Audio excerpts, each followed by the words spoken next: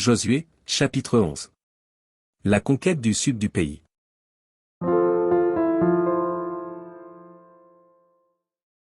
Jabin, roi de Hatsor, ayant appris ces choses, envoya des messagers à Jobab, roi de Madon, au roi de Shimron, au roi d'Akshaph.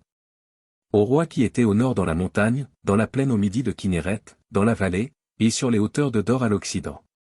Aux Cananéens de l'Orient et de l'Occident, aux Amoréens, aux Étiens, aux Phérésiens, aux Jébusiens dans la montagne, et aux Éviens au pied de l'Hermon dans le pays de Mitzpa.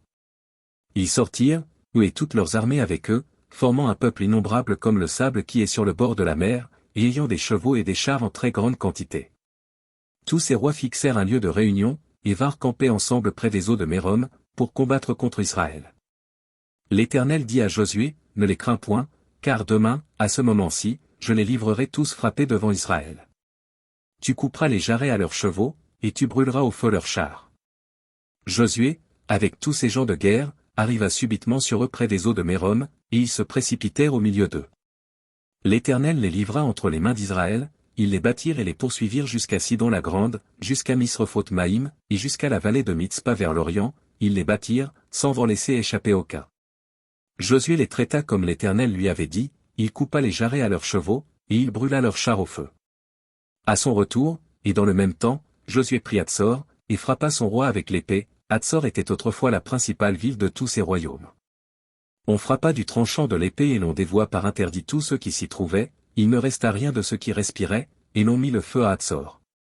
Josué prit aussi toutes les villes de ses rois et tous leurs rois, et il les frappa du tranchant de l'épée, et il les dévoua par interdit, comme l'avait ordonné Moïse, serviteur de l'Éternel. Mais Israël ne brûla aucune des villes situées sur des collines, à l'exception seulement de Hatsor, qui fut brûlée par Josué.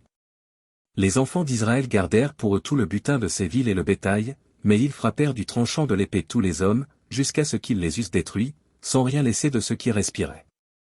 Josué exécuta les ordres de l'Éternel à Moïse, son serviteur, et de Moïse à Josué, il ne négligea rien de tout ce que l'Éternel avait ordonné à Moïse. C'est ainsi que Josué s'empara de tout ce pays, de la montagne, de tout le Midi, de tout le pays de Gozen, de la vallée, de la plaine, de la montagne d'Israël et de ses vallées.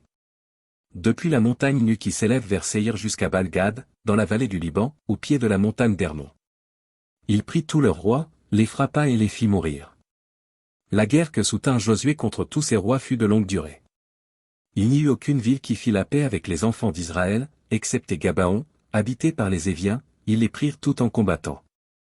Car l'Éternel permit que ces peuples s'obstinassent à faire la guerre contre Israël, afin qu'Israël les dévoie par interdit, sans qu'il y eût pour eux de miséricorde, et qu'il les détruisit, comme l'Éternel l'avait ordonné à Moïse. Dans le même temps, Josué se mit en marche, et il extermina les Anakim de la montagne d'Hébron, de Debir, d'Anab, de toute la montagne de Juda et de toute la montagne d'Israël. Josué les dévoua par interdit, avec leurs villes. Il ne resta point d'Anakim dans le pays des enfants d'Israël, il n'en resta qu'à Gaza, à Gath et à Asdo. Josué s'empara donc de tout le pays, selon tout ce que l'Éternel avait dit à Moïse. Et Josué le donna en héritage à Israël, à chacun sa portion, d'après leur tribu. Puis, le pays fut en repos et sans guerre.